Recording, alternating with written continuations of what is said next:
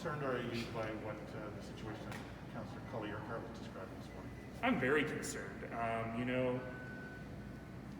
Let's put it this way. The mayors of the four cities have been trying to get a meeting with the health minister for weeks and weeks and weeks. And it keeps getting put off. In fact, it's supposed to be this week, but I noticed in his statement he said a few weeks from now. So I guess maybe I'm not going to Edmonton on Thursday to meet with him? I don't know. But the point is, he seems to have time to call and berate people on issues rather than dealing with the issues. This is a pattern of behavior, as we know, with this minister, of calling or trying to intimidate people who disagree with him, particularly people he knows.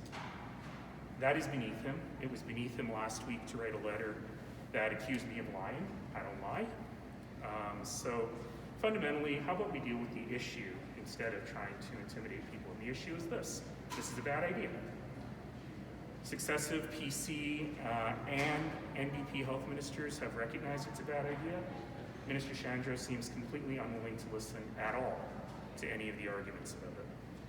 There also seems to be, I guess, a new explanation from the government in terms of why they want to do this. Well, so here's the thing. We've been told by very high ups in the provincial government, this is all about money. They have to prove that they can at least cut some costs somewhere in the healthcare system. We've been told by the minister various things. So we started, for years, we've been told that this may have some detrimental effect on response times, but probably not a significant detrimental effect on actual patient outcomes. In the letters we've received, we've seen that it's sort of a wash on patient outcomes. And to Councillor Collier-Carr, the minister apparently said it will improve patient outcomes, but I've seen no evidence of that. Is it unusual in your experience for a minister to call a councillor directly, or are these conversations that happen from time to time? I mean, they do happen from time to time, but it is quite unusual. And what's very unusual about this is the guy won't take my calls. I'm the mayor. I mean, I don't want to sound arrogant about it, but we've been trying to get a meeting with this minister for 2 months now. I've never met this minister since he's been elected. Once, I think, right at the very beginning. And yet, he seems to have plenty of time to phone people that he wants to berate. Are you running for mayor? A lot of people would like to know, are you running for mayor next time, and what is your reaction to the fact that Farkas is running and has basically said he's running against, You're like 2 weeks behind on that question, Rick. I've answered it so many times. So are you running? I'm curious too. I don't know. It's way too early to be thinking about that. And if you may notice, we're in the middle of a pandemic. We're in the middle of a terrible economic recession.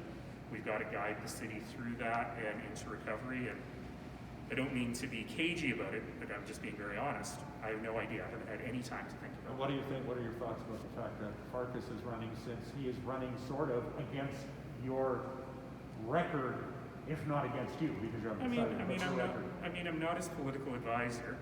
I question anybody announcing this early, but I'm not his advisor. I will say this. The councillor is a hard worker. He spent a lot of time learning the ropes.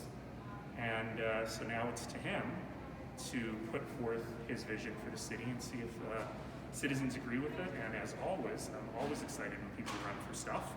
And I wish him the very best of luck. Do you think that the ongoing sister cityhood relationship between Calgary and Dachshund China is a tacit endorsement of the ongoing genocide in China? That's a great question, and thank you for raising it. I've been very concerned about what is going on with the Uyghurs. I've been very concerned about overall issues around Canadian-Chinese relations. I'm very concerned about Michael's. And in fact, I refused to participate in Chinese National Day celebrations this year because of these ongoing situations. All of that said, the sister city relationship has been going on, I don't even know how long, decades and decades and decades. To be honest, it's pretty stale. I mean, we don't have any relationship with our sister city. I've never been there. They've never been here. We've never met, unlike some of our other sister cities. It's probably something worth looking at, but on the concept of actually affecting change and saving people's lives and improving human rights, Calgary sister city relationship is not the most important thing here. But I would like to see stronger statements from our federal government in particular on these issues. I think that the ongoing situation with the Uyghurs is probably the most underreported story in the world, and it's an important one people should be paying more attention to. Would you call it a genocide? I don't know what the technical definition of that term is, but I will tell you that last year I had the chance to meet a Uyghur woman who escaped, who told me harrowing stories about what she had escaped from, had not heard from her family since she escaped because they were targeted on her escape, and assumes they're dead. Whether that meets the legal conditions of genocide or not, it is something that has to be determined. I'm sure you've seen the video that was circulating on social media yesterday of some women in a store in the north who were targeted with some racist threats. What's your response to that? I mean, Councillor Gondek said, Calgary's better than this, and given some of the conversations that Council has been having about systemic racism in the city, what do you think that incident says about the city right now? I probably can't say it any better than Councillor Gondek said it, which is, if that's what you're about, just stay home. There's no need for you to spread your vile racist anger at other people. If you are opposed to the mask bylaw, if you think COVID is a hoax, write a letter to the Premier, write an angry email to the Mayor. I'm happy to take it, but don't take it out on people who are just trying to do their jobs. And in this particular case, don't take it out on people who are trying to stay open so that you can have the services that you want and need in your community. This really, I have to remind everyone that this really does need to be about kindness and compassion and empathy on all sides. People are being very cruel towards the video. People are being very cruel towards the woman shown in the video from Fabricland. There's no cause for that either. And there is one other thing that I want to say.